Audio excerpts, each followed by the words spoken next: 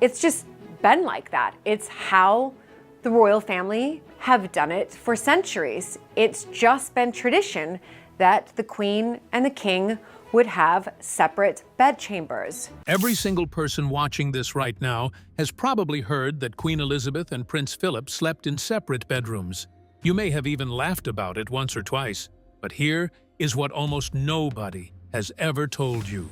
Princess Anne revealed that the arrangement was not a sign of a troubled marriage. There were not many people who understood just how broad his interests were and how supportive he was. My mother was the Queen for a very long time, and although you kind of know that this might happen, you don't really think about it very much. It was actually the most fiercely protected secret of an entire social class, and it hid something far more surprising, far more human, and far more moving than anything you could imagine. By the time this video ends, you will never look at their marriage the same way again. The secret the upper class never discusses. Let us begin with the moment that cracked the story wide open. Because this is not ancient history. This is something that happened in living memory, and it was confirmed by a woman who was inside the palace walls. In 1982, a man named Michael Fagan broke into Buckingham Palace. He wandered through the corridors for over half an hour, climbed through a window, and eventually sat down on the edge of Queen Elizabeth's bed while she was in it. It was one of the most alarming security failures in modern royal history. But the detail the palace never quite highlighted was this. Prince Philip was not in that room. He was nowhere near it. He had his own suite of rooms on a completely different part of the palace floor. When that fact became public, the press treated it as a scandal. Tabloids ran breathless headlines. Commentators speculated about rifts and distance and a loveless arrangement. The narrative almost wrote itself. But the narrative was completely wrong. Here is what the journalists covering that story did not understand. What they stumbled across was not a royal secret at all. It was simply the way the British upper class had always lived, and the royals had simply been doing it longer than anyone else. Lady Pamela Hicks, who was one of Prince Philip's own cousins and a lifelong intimate of the royal family, explained it with the kind of calm directness that only someone raised inside that world could manage. She said that, in England, the upper class had always had separate bedrooms. The reasoning was entirely practical. You did not want to be disturbed by snoring, or by someone getting up at a different hour, or by the simple reality that two adult human beings do not always sleep in the same rhythm. It was not about emotional distance. It was about maintaining the individual dignity and rest of both people in the marriage. What is extraordinary is that this tradition goes back centuries. It is rooted in the aristocratic architecture of medieval England, where grand houses were built with separate chambers for husband and wife as a matter of design, not dysfunction. What is even more revealing is when the arrangement started. Royal biographer Philip Eade confirmed that the separate bedrooms did not begin after some argument or falling out. They were in place from almost the very beginning of the marriage. When Philip and Elizabeth first lived together at Clarence House, after their 1947 wedding, they already had separate but connected rooms.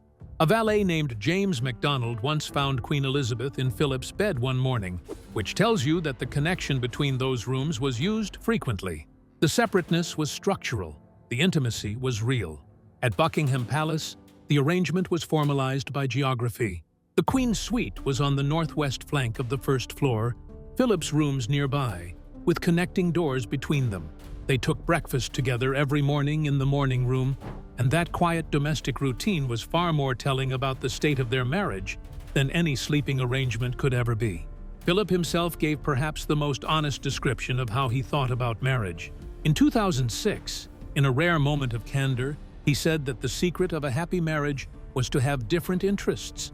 It sounds almost flippant when you read it quickly, but sit with it for a moment and it becomes something quite profound.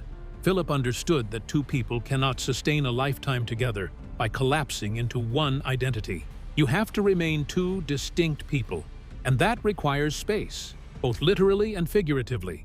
And that space, as it turned out, would eventually become a place, a very specific place, a small farmhouse on a quiet estate in Norfolk, where Philip spent his final years.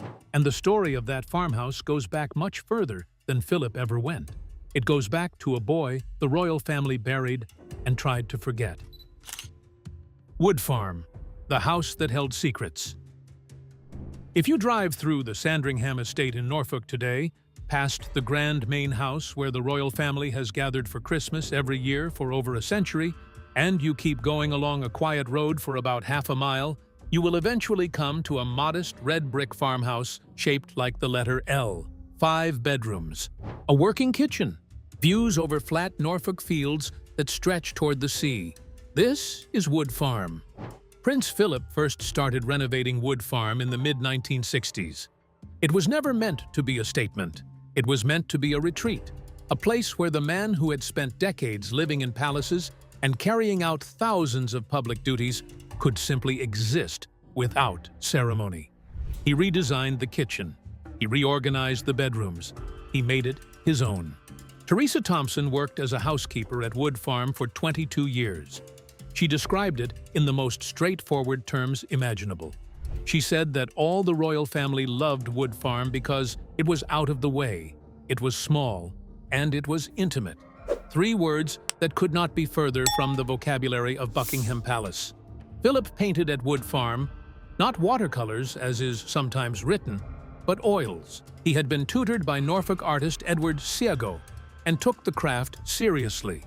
He painted Norfolk landscapes, the grounds at Sandringham, the Royal Yacht Britannia from memory.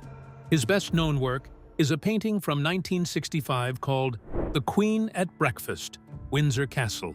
He captured her in an ordinary moment, sitting at a table, eating, entirely herself. It is the kind of subject a person chooses only when they find genuine beauty in the ordinary. Philip also planted a truffle farm at Wood Farm. This detail, which sounds almost comic when you first hear it, turns out to be entirely true.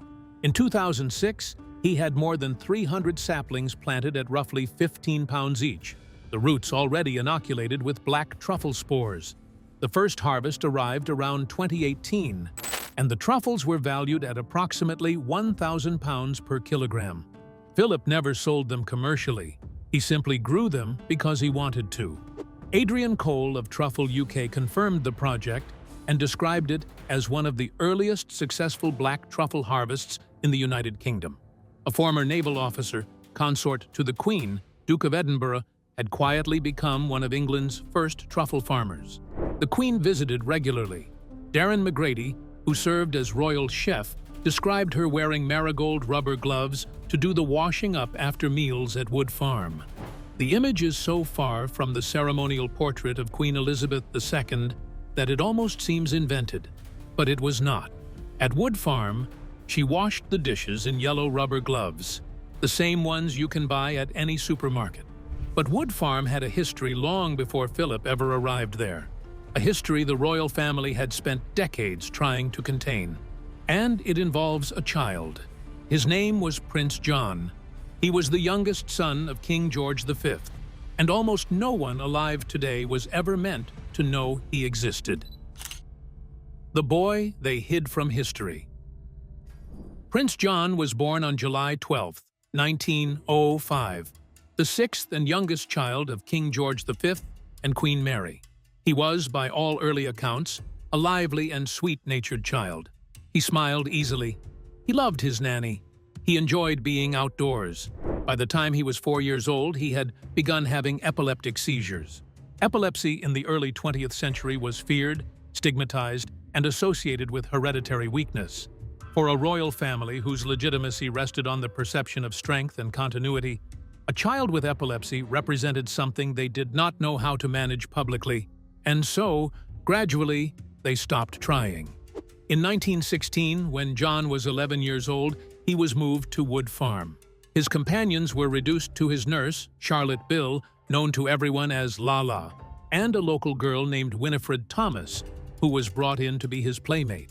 He tended a small garden that had belonged to Queen Alexandra. He kept chickens. He lived in the farmhouse while his family lived in the main house half a mile away. Lala Bill described the reasoning with a phrase that is almost unbearably sad in its matter-of-factness. She said they had not dared let him be with his brothers and sister because it upset them too much. The official explanation was that the sight of John's seizures was distressing for the other children, and that may well have been true, but it was also convenient. Prince John died on January 18, 1919. He was 13 years old. The cause was a severe seizure in the night. He was found at 5:30 in the afternoon, already gone. John died from a severe seizure in his sleep. Doctors had told the King and Queen that John wouldn't survive to adulthood, but this admission didn't mean that his mother was not shocked by his death in 1919. His mother, Queen Mary, wrote in her diary that it had been a great shock, though for the poor little boy's restless soul, death had come as a great relief. Lala Bill was given a Grace and Favor bungalow at West Newton for the rest of her life. She kept two things above her mantelpiece until she died at 89, a portrait of Prince John and a small note in a child's handwriting that read, "Nanny, I love you." The story of Prince John was largely buried for decades. The BBC drama The Lost Prince, written by Stephen Poliakoff and broadcast in 2003, won an Emmy for Outstanding Miniseries and introduced a generation to a child who had been hidden not from the world but from history itself. What makes Wood Farm so layered is that it has always held royal lives considered too complicated to display openly. Prince John was hidden there because his epilepsy was inconvenient. Philip chose it because the simplicity it offered was the one thing the palace could not provide. Diana stayed there during shooting weekends in 1979 and 1980, before her engagement. Kate Middleton spent Christmas 2005 there because unmarried partners were not yet permitted in the main house. Wood Farm kept the things the family was not ready to show the world. And then, eventually, it kept Philip. In 2017, Prince Philip retired from public life and moved to Wood Farm full-time. And that decision, which the world treated as a quiet ending, was actually the beginning of a question nobody dared ask out loud. What does it mean when a husband and wife who have been married for 70 years start living in different houses? The retirement that was never what it seemed. On May 4, 2017, Buckingham Palace announced that Prince Philip would retire from public duties effective August 2017. The announcement was brief. The statement was dignified. The press coverage was largely warm. The numbers behind the retirement were extraordinary. Over 65 years of public life, Philip had carried out 22,219 solo engagements and served as patron or president of more than 800 organizations. The Duke of Edinburgh's award program, which he founded in 1956, had by that point reached 14 million young people across 144 countries. His final public engagement was held on August 2, 2017, in the forecourt of Buckingham Palace. It was a Captain General's parade for the Royal Marines, and it was raining. Philip stood through the entire ceremony. At the end, with the rain still coming down and the crowd watching, he offered what amounted to his farewell to public life, with a single line delivered in the dry tone that had been his signature for decades. He said, "Well, I can't stand up much longer." He was 96 years old. What the press reported as retirement was, for Philip, something closer to liberation. He moved to Wood Farm. The Queen remained primarily at Windsor and Buckingham Palace, carrying on her duties, continuing her schedule, maintaining the monarchy that had been the organizing principle of both their lives. They saw each other regularly. She visited Wood Farm. He came to Windsor. But for the first time in their marriage, they had different addresses. Sir Nicholas Soames, a long-standing friend of the royal family, described Philip's post-retirement years as genuinely contented ones. The separation from the Queen, he made clear, was not estrangement. It was the arrangement of two people who had spent 7 decades in service together and had finally, in the last chapter, allowed themselves to simply be. What nobody anticipated was that Wood Farm would not be the final chapter after all. Something else was coming. Something none of them had planned for. In March 2020, a global pandemic arrived, and the Queen and Prince Philip were suddenly sharing a roof again for the first time in nearly 3 years. And what followed was something that the people who witnessed it described as both beautiful and heartbreaking in equal measure. The pandemic and the last years together. On March 19, 2020, Queen Elizabeth moved to Windsor Castle as the United Kingdom entered its first lockdown. Prince Philip flew from Wood Farm to join her shortly afterwards. For the first time since his retirement in 2017, they were living under the same roof, full-time, with nowhere else to be. The household that formed around them was small by royal standards. 22 staff isolated with them in rotating shifts, maintaining the domestic routines of the castle while the rest of the country stayed home. Vice Admiral Tony Johnstone Burt, who oversaw the logistics of the arrangement, coined a phrase for it in an internal memo: HMS Bubble. The Queen, when she heard it, was apparently amused. Philip, reportedly, was delighted. Life at Windsor during those months had a quiet domesticity that was genuinely unusual for two people who had lived most of their lives in the full machinery of ceremony and public duty. The Queen rode her black pony, Carlton Lima Emma, through the castle grounds every day. She FaceTimed with her grandchildren and great-grandchildren, including the infant Archie, who had just arrived in the world. On April 5, 2020, she delivered a televised address to the nation that was watched by 24 million people in the United Kingdom alone. She invoked Vera Lynn. She reminded people that they would meet again. And then she went back inside the castle where her 98-year-old husband was waiting. In January 2021, both the Queen and Philip received their COVID-19 vaccinations. The decision to publicize this was deliberate. At a time when vaccine hesitancy was a genuine public health concern, two people aged 94 and 99 rolling up their sleeves carried a message no government campaign could have conveyed more simply. Then, in February 2021, Philip was admitted to King Edward VII's Hospital following a feeling of malaise. He transferred to St. Bartholomew's for a cardiac procedure and was discharged on March 16th, after 28 nights, the longest hospital stay of his life. He returned to Windsor. He and the Queen were together. And on April 9th, 2021, at Windsor Castle, at the age of 99, Prince Philip died. Sir Hugh Thomas, head of the royal medical household, certified the cause of death as old age. Whether the Queen was at Philip's bedside at the moment of his death has been reported differently by different sources. The Guardian reported that she was present. Royal biographer Giles Brandreth suggested otherwise. What is not in dispute is the account given by Sophie, Countess of Wessex, who spoke publicly about the nature of the death.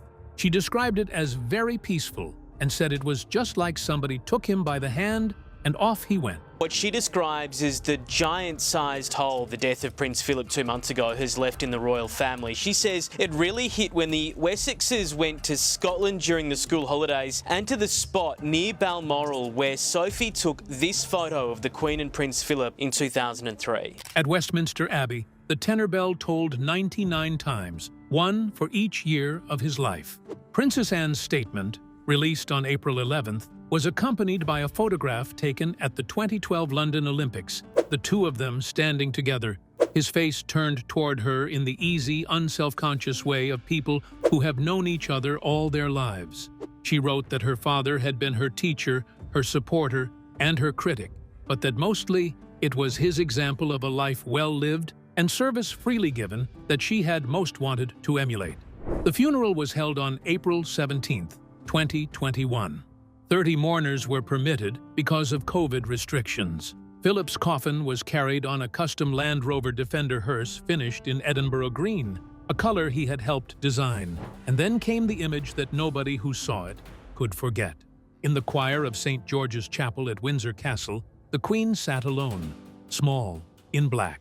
The vast space of the chapel around her, the coffin of the man she had been married to for 73 years, and 139 days in front of her, and she sat completely by herself, in the required social distance of a global pandemic, separated even in grief from the people who loved her. It was the photograph that made the world stop, and the grief that followed it did not end with the funeral. It was only just beginning. After Philip, the Queen who couldn't let go. 9 months after Prince Philip died, on a Sunday in January 2022, Queen Elizabeth II flew by helicopter from Windsor Castle to Sandringham. She did not go to the main house. She went to Wood Farm. A member of staff at the estate described what had been prepared. Everything, they said, had been put in order for the Queen's visit. She would stay at Wood Farm rather than the main house, which was fitting, because that small farmhouse had always had a special place in his heart. Philip's paintings were still on the walls. The kitchen he had redesigned was still the kitchen. Nothing had been turned into a memorial. It had simply been kept as he had left it, and the Queen chose to be there, in the home where the man she had loved for her entire adult life had spent his final years.